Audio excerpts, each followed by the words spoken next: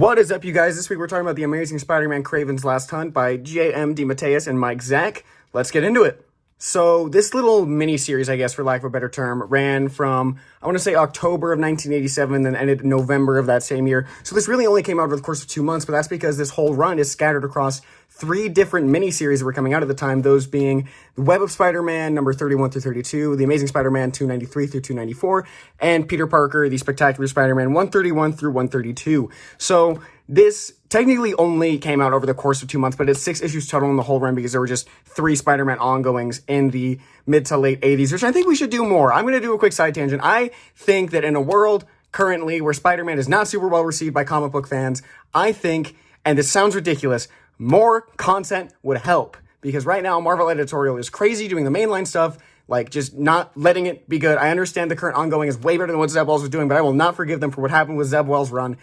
But Ultimate Spider-Man, which is not controlled by the same Marvel editorial to my knowledge as the mainline Spider-Man book, is selling like hotcakes. So just maybe take that and run with that, Marvel. Anyways, let's talk about Kraven's Last Hunt. Rant over, tangent's done.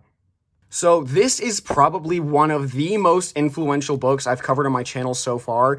I mean, this is probably one of, if not the most famous Spider-Man book ever written, and upon reading it, I can completely understand why. First of all, this book does such a good job with atmosphere. I mean, I think it has to do with the shading and the color work and just the fact it never stops raining, ever. In a weird way, and I say this as a very, very casual DC fan, Mike Zeck, with his artwork, makes New York almost seem more Gotham-like, in my opinion, and I think it really fits the tone of the story. It's almost a descent into madness by both Kraven and Peter and Vermin. Well, Vermin's already insane, and he's not a huge player in this book. He's there, and he's a plot point. But regardless, Mike Zeck does such a good job with the atmosphere. This is probably one of my favorite depictions of New York in a Marvel comic, probably ever. I mean, it's just so grimy and greasy and almost evil at points. And there's only like 3 or like 4 main characters in this entire book. Like I can't express enough, like the vibes that you get from this artwork and the feeling that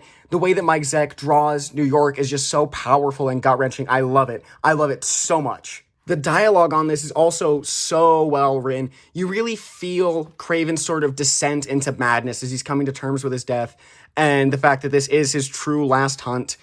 You really, especially in those first couple issues that follow Kraven, you really feel just how angry he is and how sick he is and how insane he's truly becoming by the end of the book. It's really a masterclass in character writing. And I went into this sort of expecting this to be a Spider-Man story. I had never, I'd known of Kraven's Last Hunt. I knew it was like this legendary, amazing Spider-Man book, but I didn't really know anything about it beyond, let's say, Spider-Man 2, like the PS4 game, which is very, and I say very, very loosely based on Kraven's Last Hunt. I did not expect this to be like a character study of Kraven, who's kind of a Marvel character, or even in particular a Spider-Man villain that I've never particularly cared for all that much, especially when you're comparing to other villains like Dr. Octopus and Green Goblin and what have you. But this really gave me an appreciation for the character a lot more, specifically as a character study. The plot on this is also really interesting. So, to my knowledge, I don't think it's ever mentioned. I've heard this in passing, but I don't think it's ever mentioned in the book directly. Kraven has some kind of fatal disease. I think it's cancer, but I'm not super sure. Again, that's what I've heard in passing. I don't really remember, because again, I don't think it mentions it in the book at all. But Kraven is going to die. So, he's going on his last hunt. He knocks out Spider-Man. It's implied that they play it off like he's killed Spider-Man, like he shot him, but really he keeps him buried alive for 2 weeks, which is horrific, mind you. Then he sort of takes his own black Spider-Man suit and pretends to be Spider-Man for a couple weeks and just ruins his name. He's out killing people, he's hunting down vermin, and just kind of ruins Spider-Man's name. And then he knows Spider-Man is going to wake up eventually because it's Spider-Man, and he used like a sort of toxin or potion or something to simulate death, knowing that Peter's going to wake up and hunt him down as like one final moment, right? So it's really, really interesting for Kraven in particular. Like I was saying earlier, it's a really, really neat character study. And I guess spoiler warning for the end of the book, it ends. I don't think I can actually show it on YouTube. So I'm gonna let you fill in the blanks. He like himself. I don't think I can say it on YouTube without this video getting taken down or age restricted or something. But yeah, you can fill in the blanks, or if you really care that much, just Google it. Yeah, I don't think I can say that on YouTube. Honestly, if I were to try to criticize this, and I say try to criticize it because there's not really anything this book does wrong. I can absolutely see why it's so influential. I can see why so many Spider-Man books take so heavy inspiration from this. I gotta say, it doesn't, oh, sorry, Soundwave. It doesn't really make me feel anything emotionally, save for the ending. Yes, seeing Kraven's descent into madness is really interesting. Yes, this panel of Peter, if I can flip there, this cover is so iconic for a reason. This is a very, very important story, not only for Spider-Man, but for Marvel Comics in general. It's so well written, and the art on this is amazing. But I'm not really feeling anything emotionally. You know, this doesn't move me in any real capacity. And this is a personal gripe. I need to clarify that. This is a personal thing for me. The media that is important to me is stuff that makes me feel something emotionally. This is not designed to do that, to my knowledge. And if it does, then it didn't do that to me. And that's fine. That's my own personal whatever, right? It's not intended to be some big emotionally moving story like the storytelling that I prefer. But it's just, I don't know. That's just what I came to expect, and that's on me for going into this with a false expectation. This is well written as a psychological thriller, I think. And I cannot overstate this. This is one of the most important books in Marvel ever, Spider-Man ever, right? All that aside, didn't really make me feel anything. Doesn't take away from the story, doesn't take away from the art and the psychology and the character study of this. Just didn't make me feel anything.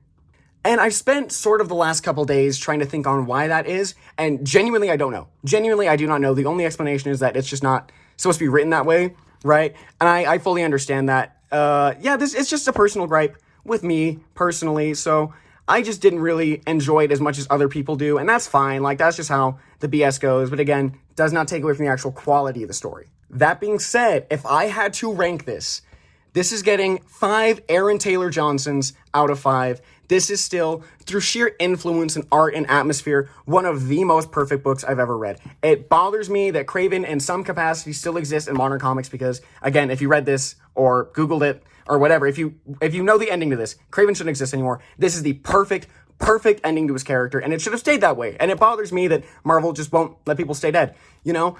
But otherwise, that's not even the fault of this own book. That's just the current state of Marvel, and that's fine. This is perfect. I wouldn't, however, recommend this to a new Spider-Man reader. This is definitely more targeted towards a more seasoned reader, someone who's read bits and pieces of the character's history for sure. I would not go into this like having never read a Spider-Man book, or even if you've watched most of the movies, I would still encourage you to read some Spider-Man stuff, specifically with Kraven, to really appreciate this. Otherwise, not much of this is going to make much sense. But yeah, that's all I've got for this week, guys. Let me know what you want to see next week, and yeah, have a nice day. Make sure to like, follow, and subscribe.